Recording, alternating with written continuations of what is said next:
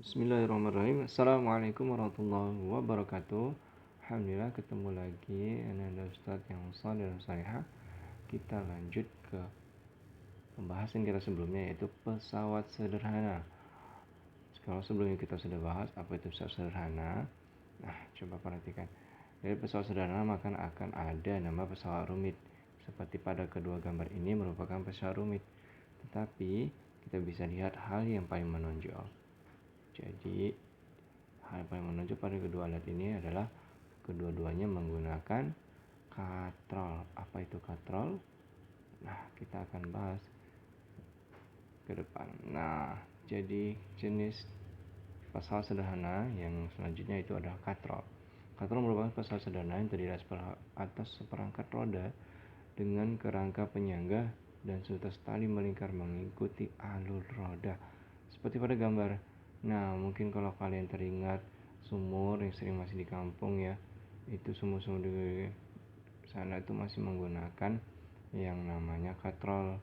Nah, katrol itu roda, kemudian dengan penyangganya pada tengah itu, dan ada tali ya, tali itu yang menghubungkan beban dan gaya yang kita berikan. Katrol terbagi menjadi 3 jenis. Yang pertama, katrol tunggal tetap.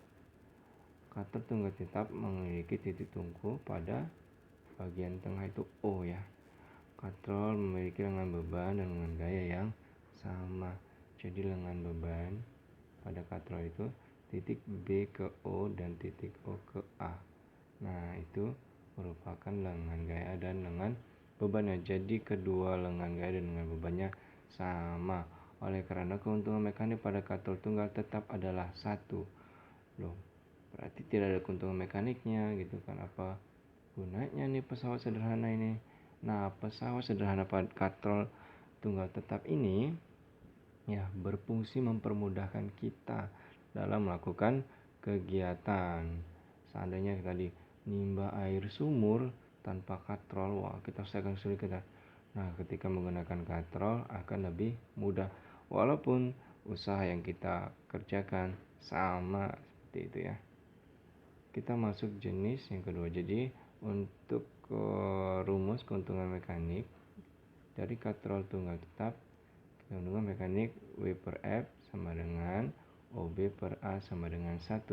Maka seandainya nilai W 50, maka kita bisa langsung cari nilai F juga 50 karena keuntungan mekaniknya 1.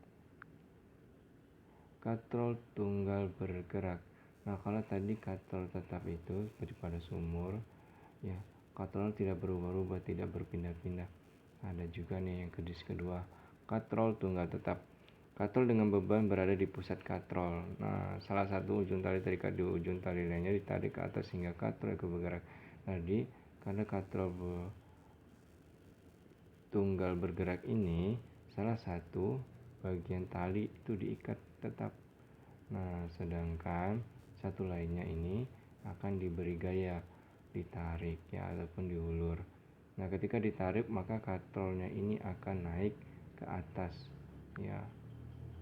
Titik B merupakan titik tumpu pada katrol. Jadi itu ada katrol tunggal bergerak, ini titik B merupakan titik tumpunya.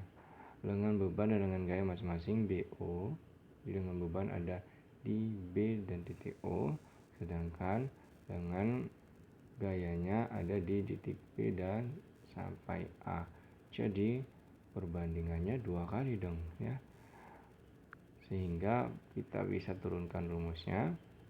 BA sama dengan 2 BO. BO sama dengan setengah BA. Maka W sama dengan 2F. Maka F sama dengan setengah W. Jadi keuntungan pada katrol tunggal bergerak adalah 2. Nah, beda dengan tuas. Kalau kemarin tuas keuntungan mekaniknya itu berbeda-beda, sedangkan pada katrol keuntungan mekaniknya itu tetap. Kalau tunggal tetap tadi 1, kalau tunggal bergerak 2. Maka ketika W-nya itu 50, maka F kita bisa langsung cari itu 25. Hasilnya 2. Seperti ya kakak dan abang yang soleh dan soleha. Kita lanjut jenis yang ketiga, katrol majemuk. Nah, apa sih katrol majemuk? Katrol majemuk merupakan katrol gabungan. Jadi di sini Anda bisa lihat ini ada katrol tetap dan ada juga katrol yang bergerak. Jadi katrol majemuk merupakan katrol gabungan dari katrol tetap dan katrol bergerak. Contohnya seperti ini. Jadi pada gambar ini ada 4 buah katrol. 2 katrol tunggal tetap dan 2 katrol tunggal bergerak. Maka untuk keuntungan mekanik katrol majemuk, kita tinggal mengalihkan keuntungan mekanik dari katrol penyusunnya. Nah, kalau tadi ada 2 katrol tunggal tetap dan 2 katrol tunggal bergerak, maka kita bisa keluarin rumusnya langsung. 2 katrol tunggal tetap, ya, itu nilainya 1 dikali 1. Kemudian 2 katrol tunggal bergerak dikali 2 dan dikali 2, maka hasilnya sama dengan 4. Seandainya hanya ada 1 katrol tunggal tetapnya, maka 1. Sedangkan ada 2 katrol majemuk dikali 2 dikali 2, hasilnya sama dengan 4. Jadi keuntungan mekanik pada katrol majemuk itu tinggal kita mengalihkannya katrol-katrol penyusunnya. Oke, selesai tentang katrol. Kita masuk jenis yang ketiga dari pesawat sederhana, bidang miring. Nah, Pak Ali memindahkan peti seberat W ke dalam truk. Saat dia mencoba mengangkat peti tersebut, ia tidak mampu melakukannya. Namun saat Pak Ali menggunakan sebuah papan sebagai bidang miring, Pak Ali mampu melakukannya. Dengan bidang miring, gaya yang diperlukan untuk melakukan usaha menjadi lebih kecil. Nah, jadi bidang miring ini juga merupakan pesawat sederhana. Pak Ali awalnya gak bisa mengangkat peti, tapi ketika menggunakan bidang miring, maka Pak Ali berhasil mengangkat petinya. Nah, yang harus perhatikan dalam bidang miring yaitu pertama, panjang dari bidang miring, ketinggian dari bidang miring, ya. Dan pada kasus bidang miring, gesekan ditiadakan. Besar usaha yang diperlukan untuk memindahkan peti tersebut adalah berat dari beban. Jadi kalau kita tanpa menggunakan bidang miring, maka berat beban itu W dikalikan ketinggian bidang miring. Nah, ketinggian bidang miring itu H. Ya, seperti yang Ustaz tandai tadi ya. Jadi ketinggian dari bidang miring, ya, ini ketinggiannya H. Ya. Tuh, jadi usaha dikali H untuk kita melakukan usaha dengan bidang miring. Untuk membantu memindahkan peti menggunakan bidang miring sepanjang S, jadi S itu bidang miringnya, ya, dengan diberikan gaya sebesar F, maka gaya sebesar F diberikan sepanjang S, F dikali S, maka dapat dirumuskan WH sama dengan Fs.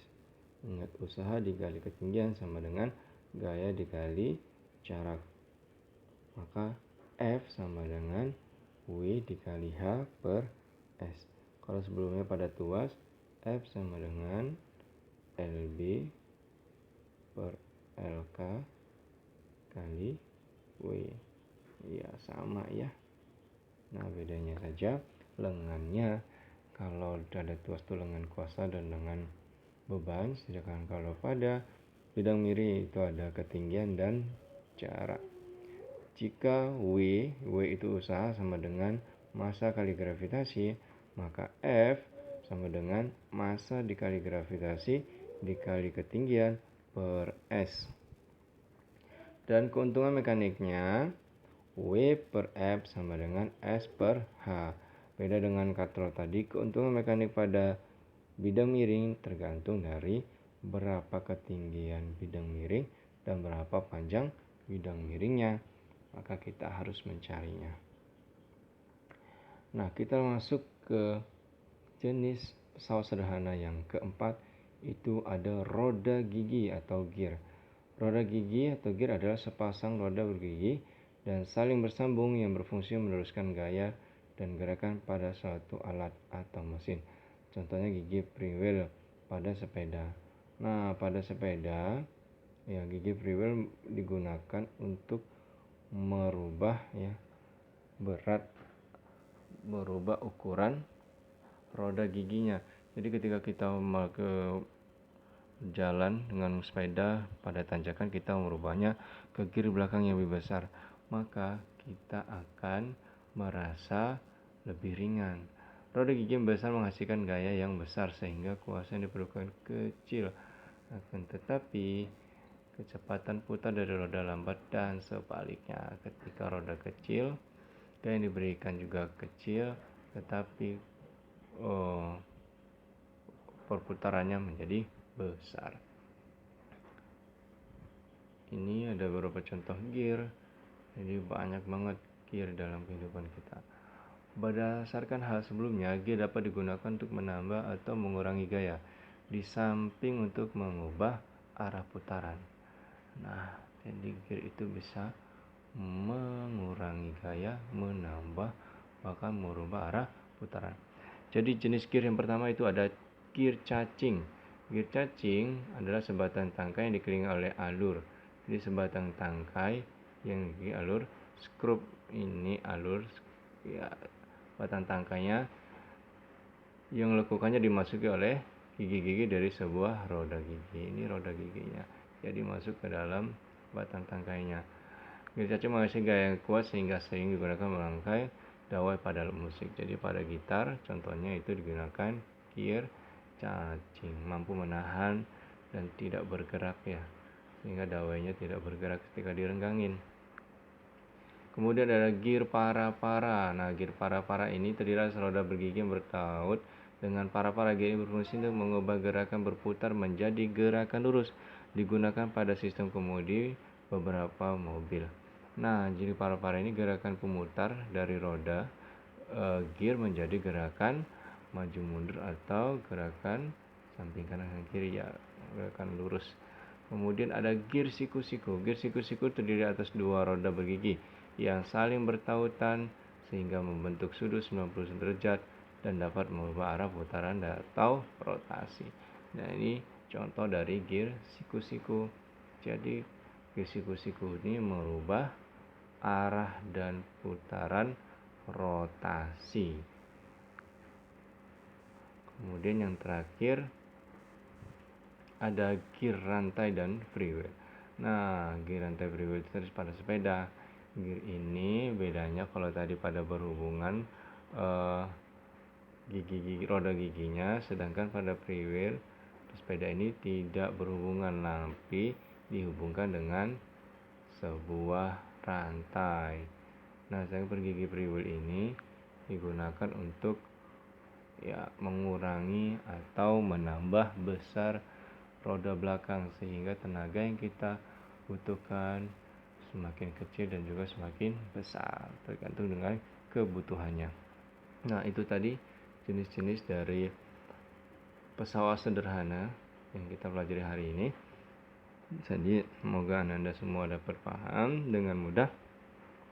Alhamdulillah, ini merupakan bab terakhir kita menuju ujian semester. Jadi untuk Anda jangan lupa belajar dan berlatih di rumah untuk menghadapi ujian semester. Nah, ini ada tugas untuk kalian biar nggak bosan-bosan di rumah ya. Ini silakan Anda kerjakan dan segera dikumpul ya melalui Edulink. Nah, untuk itu seperti biasa kita akan mengenal ilmuwan muslim. Kali ini kita akan mengenal seorang ilmuwan wanita penemu astrolog. Oke, mungkin demikian dari Ustadz. Semoga bermanfaat, ilmu yang kita dapat menjadi berkah. Terima kasih atas perhatiannya. Mohon maaf bila ada kesalahan. See you next time. Assalamualaikum warahmatullahi wabarakatuh.